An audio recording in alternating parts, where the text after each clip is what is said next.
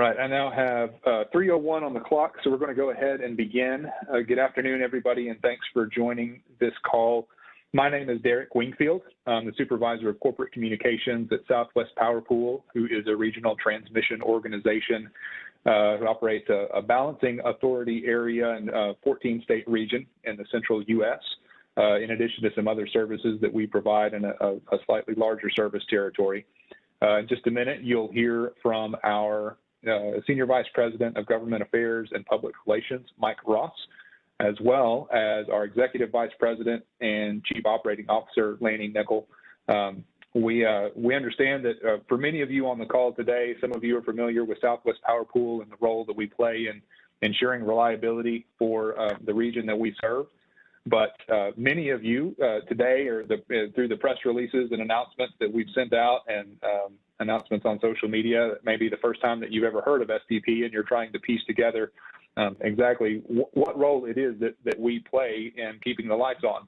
And so we just wanted to conduct this brief WebEx to try and answer some of your questions, and as well as provide a little information about what we anticipate is still ahead in the days to come.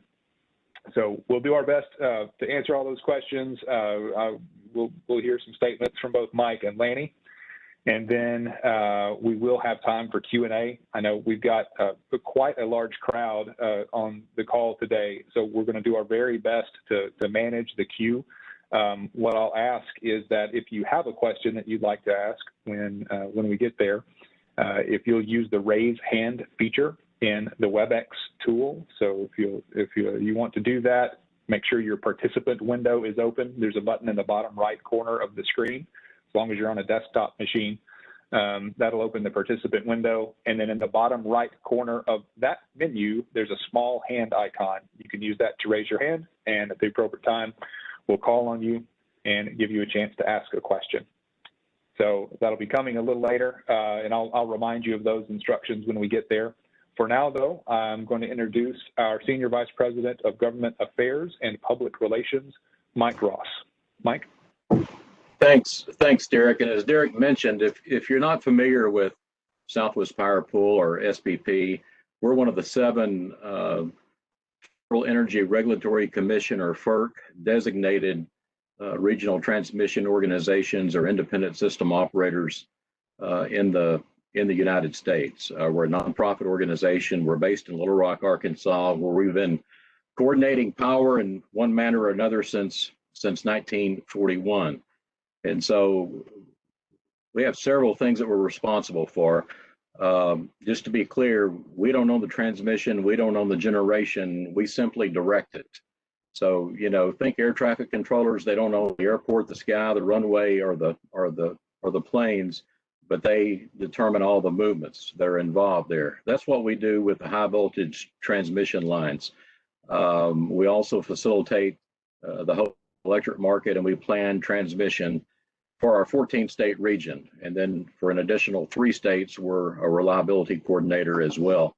But to give you an idea, we have over 800 generating resources, a very diversified fuel mix ranging from nuclear and hydro to solar and coal and wind and solar and so forth and so on.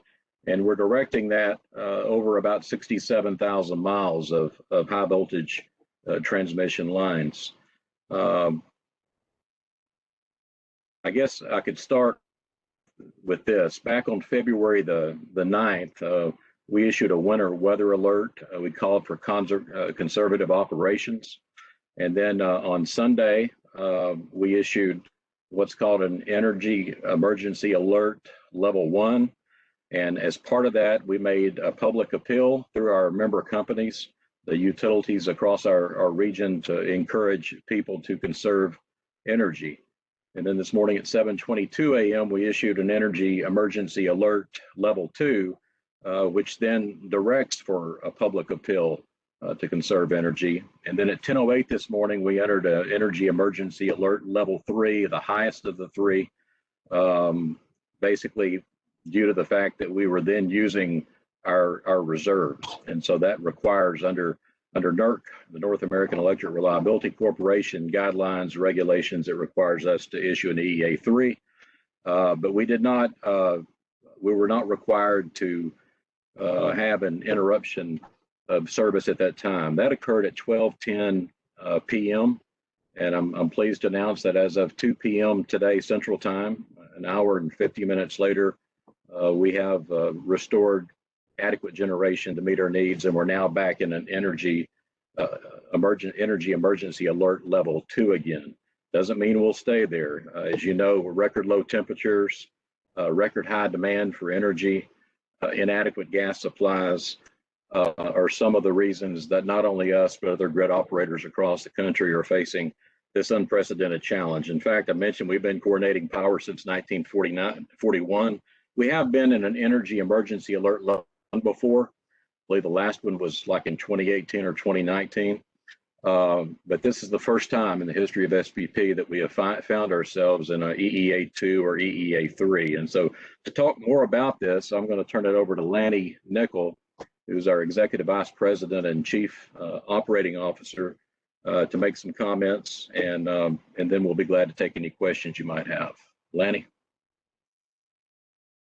All right, well, thank you, Mike, and thanks to all of you for being with us today, and we do look forward to answering your questions. I want to go back to the timeline that Mike Ross laid out, and kind of point out what was significant about that. We started planning for this, as Mike said, a little over a week ago, and then as the conditions progressed and as it became abundantly aware or obvious to us that those conditions were going to be really tight in terms of supply, that we began to increase the level of planning. In fact, on Thursday of last week, we began to start committing the necessary generating resources in advance of what we expected to happen for today. We did expect as far back as Thursday of last week that today would be a new winter peak for us. In fact, as late as yesterday, we were projecting to see about 45,000 megawatts of peak demand today. Now, fortunately, this morning, we actually didn't reach that level. In fact, I think we peaked out at about 43,700 megawatts at around 9 o'clock this morning. And so that, obviously the less demand you have, the less resources you need. But at the same token, we were relying heavily on imports from many of our neighbors. Our neighbors coordinate very closely with us as we do with them. And we were able to benefit from their help. At some point, those imports began to be curtailed. They were non-firm in nature, which means you can't be guaranteed that they will continuously be available. But as our neighbors' conditions began to deteriorate, those imports of energy that we were relying on began to also reduce. And that's really what caused us to progress, as Mike has earlier laid out, from an EE1 to an EEA2. That's when we began to use energy that we would normally hold in reserve for contingency purposes. And then, as Mike said, around a little after 12 o'clock today, even that reserve energy was no longer available to us. And that's when we had to start directing our members to interrupt service to their customers. Now, the way that works, we ask our members to interrupt service on a pro rata basis, so it's proportional to the amount of consumers that they have and serve. We asked for 641 megawatts total of service to be interrupted, and if you compare that to the peak amount that we were serving earlier that morning of about 43,700, that represents about 1.5%. So about 1.5% of our peak load is what we needed to be relieved and interrupted. Our members, once they receive those directions from us, then begin to implement their own plans. Each one of them has a plan, and they know who to interrupt, and they know how to achieve it. And in some cases, those are residential customers. Some cases, those are commercial. Again, it's entirely dependent on the arrangements that they have and the plans that they have in place to achieve whatever amount of reduction we say that we need. And of course, as Mike's already mentioned, not too much longer after that initial direction was given, we were able to restore the load shed. In fact, I think it was about 50 minutes later after we first gave the instruction. So now we're back to where we do have some reserves available, and we expect that we will in fact have all of our reserves available soon. But you know, things change, and we expect, in fact, later tonight our load will pick back up, and we could very well be in this same situation again. And in fact, I would say that we could very well be in and out of this situation between now and Thursday. We are expecting another extremely large amount of load for tomorrow morning. In fact, it could be even higher than the new winter peak that we set this morning. We expect load to drop off by Wednesday, but by the same token, some of our resources are also expecting to not be available. And I'll give you an example of that. Our wind generation, which we were blessed to have a fairly large amount of supply this morning, is not going to be as nearly available Wednesday morning. And so there's a lot of different things that have to materialize. You know, to the extent that you rely on importing energy from neighbors because they have some excess, that's a good thing. But when they can no longer supply it to us, then that, you know, that creates a little more pressure on us. To the extent gas is no longer available to be able to use for gas-fired generation, you know, that takes resources away from our mix. To the extent load is higher than what we projected, again, that creates more stress. So there's a lot of different factors that play into these decisions, and ultimately it depends on whether or not we have enough supply to meet demand. And when we don't, we have to take action. And in this case today, we had to interrupt service and ask our members to implement their own load shedding plans to make that happen. So with that, hopefully I've set some expectations and kind of better framed the environment that we were in this morning, and very well could be in again later today and throughout the next couple of days. Thanks to both Mike and Lanny. And we're going to, for the next few minutes, we'll do our best to answer as many questions as we can. We've gotten several in the chat already, and I see several of you have already successfully found the raise hand feature in WebEx. So I will go ahead and I've gotten several questions on the same topic in the chat, so I'll try and address this one first in case it saves us some time. And that has to do with some real-time price data that was posted that showed very significantly high prices and for just a few intervals. And I just want to confirm that our market support staff has told us that that was the result of a pricing error and that those intervals will be repriced. So if you have questions about the accuracy of that particular topic, hopefully that will set your mind at ease. Lanny or Mike, just anything that you would want to add about that particular topic before we move on to the next one? Derek, I think you covered it well. I don't have anything to add. Okay. All right. In that case, then, let me go to the first person in our queue, and I'm going to apologize ahead of time if I mispronounce anyone's names. Please do correct me if I mispronounce it. So first off, I see Marin, and Marin, I'm going to unmute your line.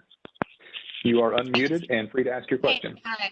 Thank you. It's Maureen. But I just had a couple of questions. So just so I understand, obviously each individual entity is choosing how they're going to be doing these controlled outages. So as far as the time periods for their customers and things along those lines, that is going to be left up to them, correct? That is correct. Okay. And the next question is, obviously I don't know too much about Southwest Power Pool up until today.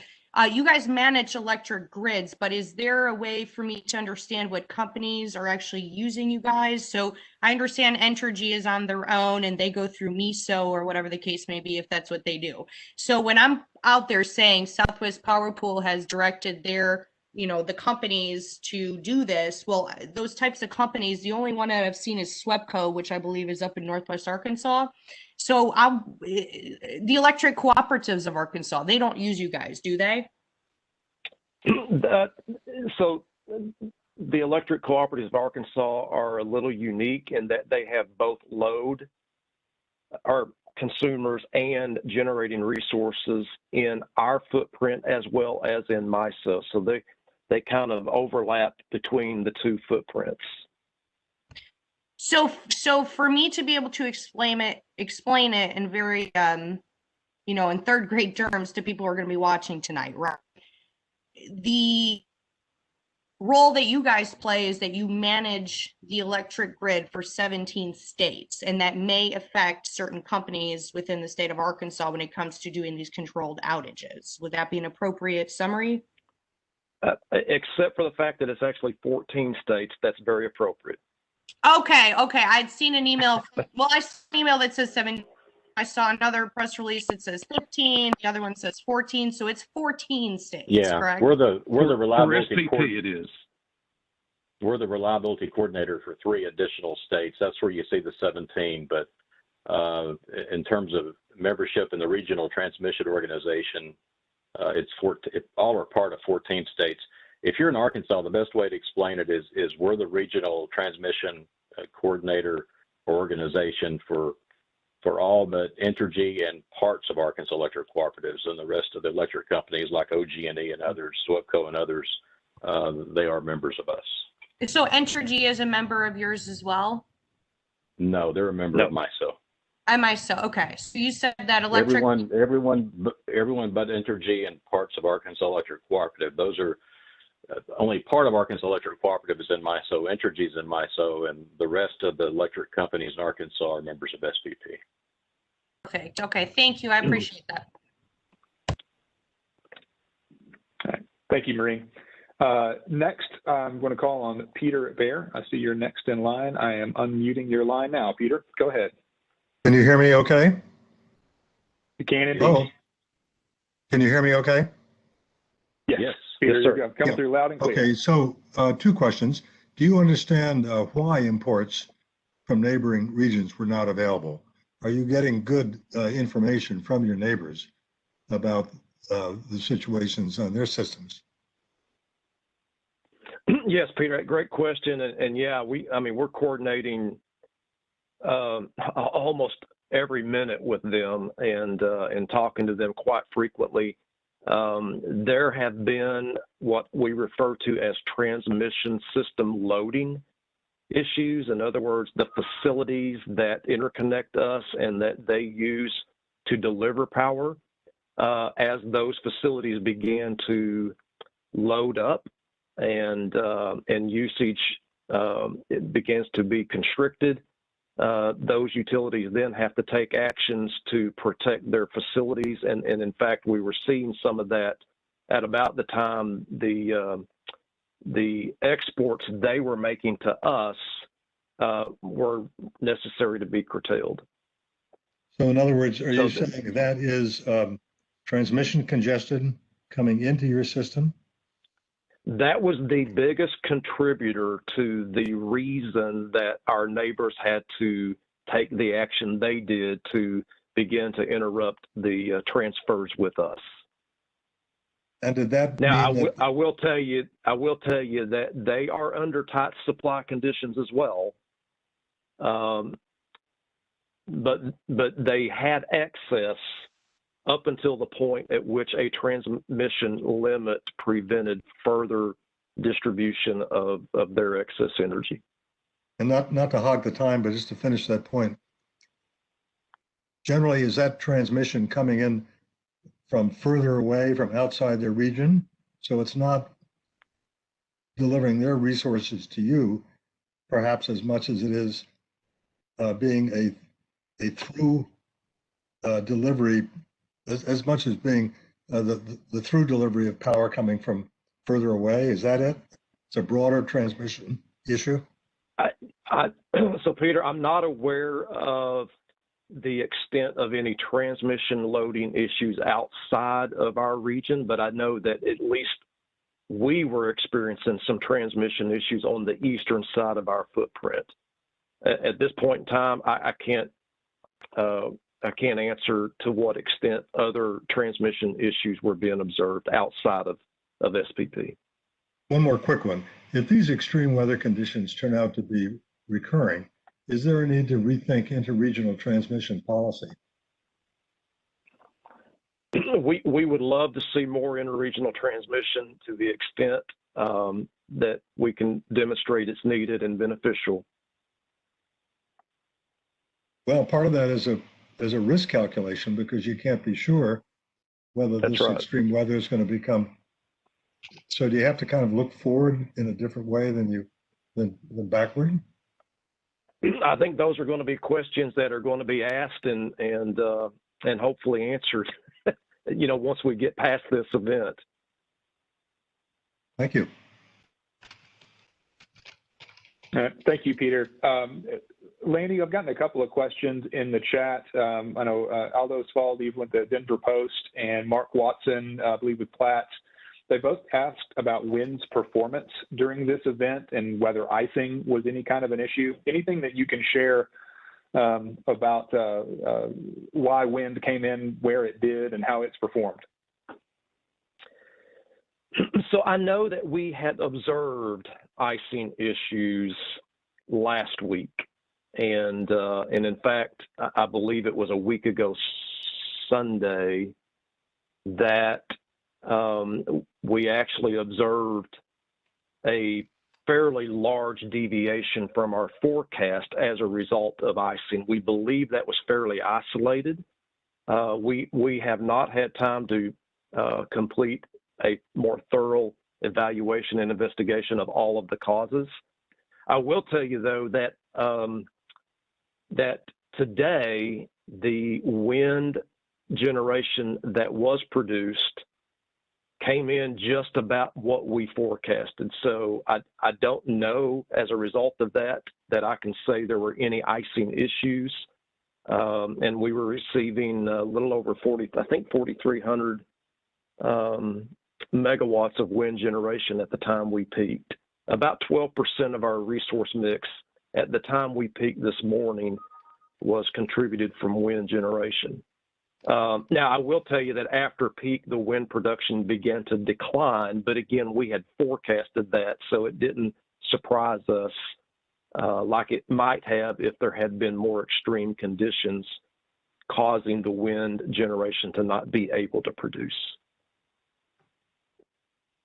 Long answer to basically say I'm not 100% certain that there were or weren't any icing conditions, but what I can say is that we did have a lot of wind generation this morning that helped, and it was being delivered as we had at least forecasted it to be, and that's really what's critical for us. We need to be able to count on our forecast.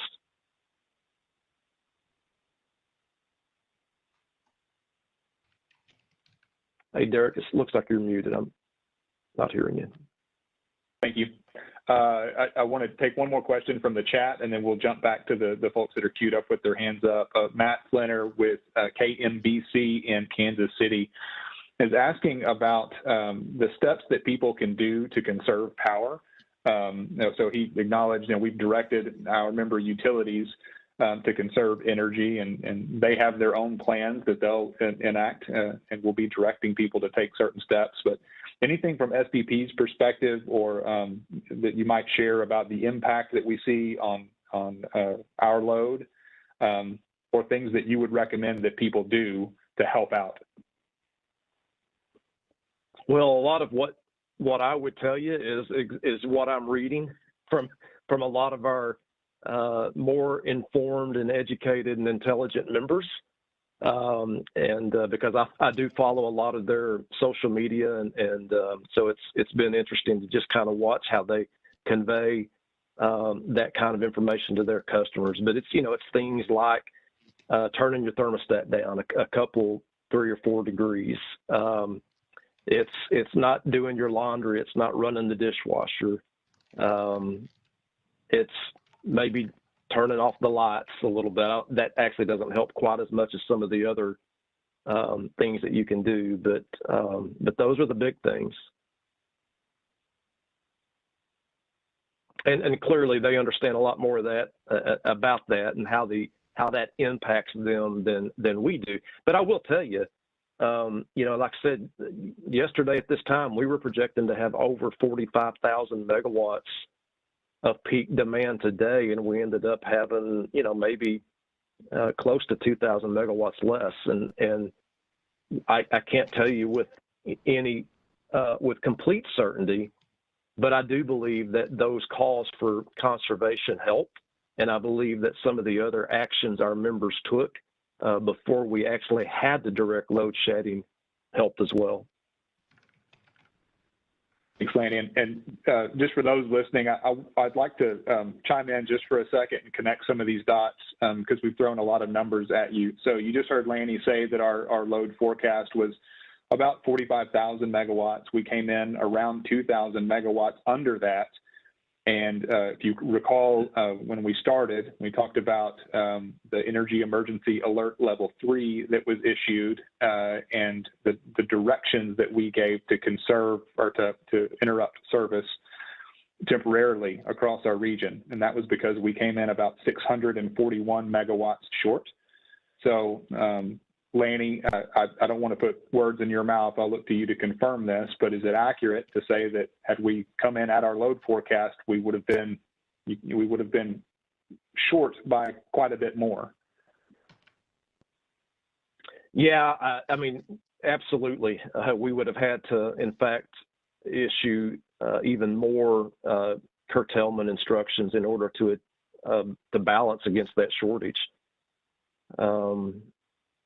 Yeah, again, there's any number of things that could have gone wrong.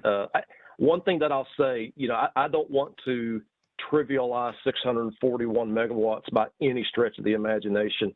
Any load shedding is undesirable. In fact, it's unprecedented for us. It's unprecedented in a lot of our regions across America. But had we not performed the planning that we had that began over a week ago, and if we had not benefited from the close coordination that we actually experienced with our neighbors, we would have been in a lot worse situation. And so thankfully it didn't turn out to be as bad as it could have. And we're not out of the woods yet, so to speak. We still have some pretty extreme conditions in front of us. All right, thanks, Lanny. I see next we've got time for just a couple more questions, and we'll do our best to follow up with many more that we received in the chat by email, or you can contact us later. But we'll get to a couple more of you. I think James Downing, I see you next in my list. So James, I'm going to unmute your line, and you're welcome to ask your question. Yeah, hi. My question is, I know in ERCOT they have an issue where they're just incapable of winterizing their plants to the extent where it can withstand some of this cold, because then they'd be inoperable in the summer. I know you have some territory near Texas, but I'm assuming that's not nearly as much of an issue for you guys because you have colder weather than them generally. James, that's a great question. I don't know that I can entirely answer it. All I can do, though, is tell you that through my conversations with our utilities that do operate in Texas, which primarily consists of the Panhandle and the northeastern part. We've been pretty fortunate so far in that a lot of those plants in that part of the footprint are continuing to operate. Okay. Thank you. Thanks, James. And I should confirm, I apologize, I've not been doing this throughout, or at least not with everyone. I should ask for you to clarify who you're with. James is the editor of Power Markets Today, I believe. Is that right? Yes. Okay. Thank you, James. Hey, Derek, one thing that I think I failed to say also that I want to point out, the type of load shedding that SPP initiates isn't the only reason customers can lose power. Okay, I just want to make that distinction. There are facilities that can go out of service due to icing or other conditions that can also create interruptions of service to consumers. When that happens, that's not because of anything SPP necessarily has instructed. So I just want to make sure it's clear that SPP is responsible for balancing supply and demand and also for maintaining a reliable transmission network. But there are a lot of other facilities that are required in order to actually deliver energy from generation to your homes wherever you live. And, so there's just a lot of different ways that outages can occur. The one we're talking about now is solely because of a balancing issue, just trying to make sure that we have enough supply to meet regional demand.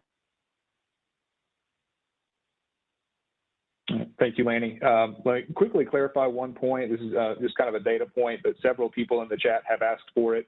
And then I'm going to take one more question from someone online, Rick Olison. I'm going to come to you in just a moment if you'll get ready to have your line unmuted.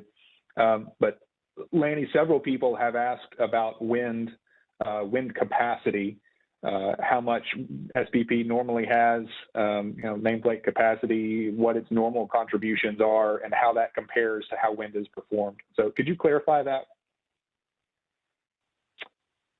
Yeah, we have seen wind production at an all-time peak exceed 20,000 megawatts. Right now, off the top of my head, I can't remember, Derek, what our capacity is, our installed nameplate capacity. Seemed like it's 22, 23, something like that. So don't hold me to it. But we've got people looking for it right now. But 20,000 megawatts of actual production is something that we saw earlier this year. And so, the 4,000 or so megawatts that we saw this morning is, roughly 20% of that. Hey, Lanny, we currently have 27,452 megawatts installed on the SPP system. So that's one marker. The maximum wind output actually occurred on February 4th of this year. It was 20,108 megawatts. And then for 2020, it was our number one fuel source, beating out coal by just a few tenths of a percent. 31.3% of our energy in 2020 came from wind, 30.9 from coal, and 26.6 from gas. And we probably could look right now and see, as of 3/25, that will update it. Yeah, as of 3/25, wind's about 9% of our energy mix right now. Okay. All right. Thank you, Mike, for clarifying that. All right, Rick, I'm coming to you now. So Rick Olison is next in the queue. I have unmuted your line. Rick, go ahead. Okay, thank you. And unprecedented is the term that we've used in a lot of our press releases, member releases today. And so with that in mind, we've never been at a level 2 or level 3, as you explained. Will we be revisiting policy with respect to reserves and going forward, knowing that so much of our portfolio is tied up with intermittent resources. And then is there any concern with stability of the system with respect to voltage and frequency, or does SPP even regulate that part of the business and going forward? And then will the entire SPP footprint, we're up in the northeast corner of northwest Iowa, will the entire SPP footprint be subject to emergency conditions through Thursday, even though parts of the system may be experiencing, less load as the weather warms up here, perhaps on Wednesday? So again, those three questions. Thank you. So Rick, I'll answer your last question first. We are thinking and hoping that based on everything we know right now, that we will be out of this by Thursday from a regional perspective. But again, from a regional perspective, clearly the rest of the day today, tomorrow, and Wednesday, we expect to continue to be tight. And we could be bouncing in and out of EEA2 or EEA3 as needed. That doesn't mean that there won't continue to be some local issues, and some of our footprint may continue to deal with extreme weather and have to take their own actions as necessary. With respect to, and I've actually forgotten now your middle question, but that had to do with voltage and frequency. Are we at risk for reliability issues due to shift in voltage or frequency going forward, with the reserves being so tight right now? Yeah, so right now, voltage and frequency look good, and SPP is responsible for maintaining transmission system voltage and frequency at adequate levels. So right now it looks good. That we'll just have to continue to monitor that and see how it continues to perform throughout the rest of this week. In terms of policies going forward, there's always a balance between how stringent policy needs to be to protect against events that don't happen very often. So in the sense that this is unprecedented, there will be discussions. There's no doubt about it. There will be a lot of discussions about whether or not we need to change our policy, develop more stringent reserve requirements,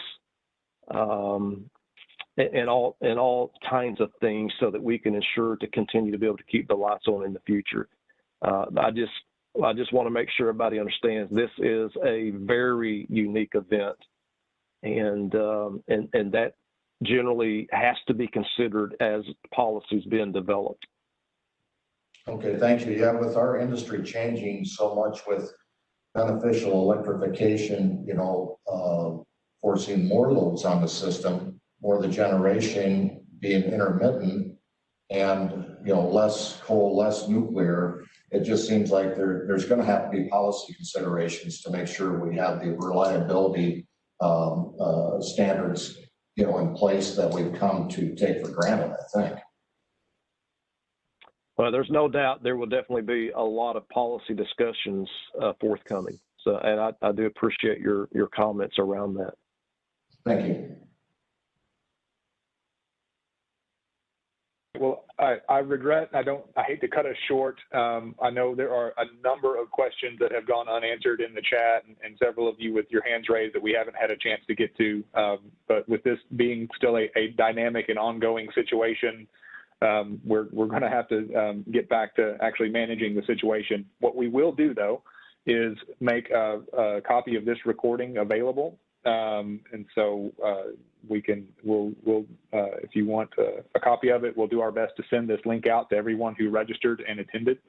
But if you don't receive that from us, you should have some email addresses, mine or Megan Sievers. If you received the invitation to this, let us know. I do also want to acknowledge that due to very heavy traffic, as you can probably understand, our website has been slow to respond today. So we're working on resolving that issue as well. It's unrelated to this reliability event, except that lots of people are suddenly very interested in Southwest Power Pool. And so we're working to bring that up because we have there a current grid conditions page, as well as archives of all of our old press releases. And so we hope to have that resolved soon. In the meantime, though, we will continue to provide regular updates on our social media channels.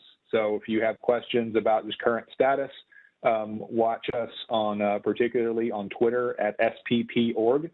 We'll provide updates there, and we will be publishing updates to SPP.org, our website also. Just know that it is rather slow to load currently. There's lots of people, we're getting lots of traffic there. So just before we close, I'll give Lanny or Mike, both of you, one last chance to provide some closing comments, and then we'll sign off. Mike, why don't you go first? I just want to thank everyone for joining us today, and I apologize. I got knocked off and got reconnected, thankfully. You know, I would just, the question that came up about, do we need more reserve margins? Do we need more generation? I would just point out that, you know, according to the National Weather Service, at least for parts of our region, you've heard 100-year floods. I mean, this is an 85-year event. These are the lowest temperatures recorded in parts of our region in 85 years. And so, you know, that becomes a discussion. Do consumers want to pay for generation that's needed, you know, for a few days every 85 years? But, you know, it's record high demand, inadequate supplies of natural gas to fuel some of our gas-fired generators, and this historic weather event with 85-year lows in some parts of the region. And it's my understanding the National Weather Service is calling it record lows even in some parts of the region. But and to clarify earlier, we were in an EEA 3 for an hour and 50 minutes, but actually where we were reducing, you know, the coordinated reduction in load or coordinated interruption of service, that only lasted for 50 minutes. Doesn't mean it won't happen again tonight or tomorrow. These are still, we're in a tight spot right now, and we're going to remain there, and we're going to remain vigilant. So we wanted to explain to you kind of how this works. But when there is a coordinated interruption of service, it is coordinated with our member companies. And so typically one region loses power for a few hours, then another region loses power for a few hours. It's not like an ice storm where you could be without power for days or even weeks, but it's something we still take very serious. It's the first time it's ever happened in our history at SPP, and we're going to be working around the clock to try to mitigate it as we work through this winter weather event. Lanny? Well, thank you, Mike. And the only thing I just want to express is my sincere gratitude and appreciation for all of our staff and our members and our market participants who are working together. We wouldn't be able to survive without that kind of coordination. And I do believe that we'd be much worse off if we didn't have this kind of coordination occurring. And so I know they're working tirelessly, and I appreciate the efforts to coordinate, and it's all about keeping the lights on, and that's what's important. So we'll continue to do our best. Thank you, Mike, Lanny. To all of you who dialed in today, thank you for taking time to try and understand our role in this event. Again, I just want to repeat that for those of you who did register when you signed in with an email address, we'll be providing a link to the recording to those email addresses. And for those of you who asked questions in the chat, we'll do our best to work through those and follow up with you. So it may take us some time. We've gotten an unprecedented number of questions as well, not just here, but by email and by phone. So we'll be doing our best to follow up in a timely manner, but it may take us a little while. So just hang with us. And if you need to bother us multiple times, please do. Yeah, I think you all have my email address as well as Megan Sievers. You can also email questions to communication, that's singular, without the S, communication@spp.org. And a member of our team will do our best to follow up with you as quick as we can. If you have questions, if data requests or questions about our settlements process or anything like that, you can also use our request management system, and a link to that is on our website under the Stakeholder Center heading. So that may also be a good avenue for you to use. So with that, thank you once again, and we'll sign off, and hopefully we'll have good news to share with you. We do have a release going out shortly that will detail the return to EEA level 2. So there'll be a little more information about that in that release. So, thank you all. Good afternoon.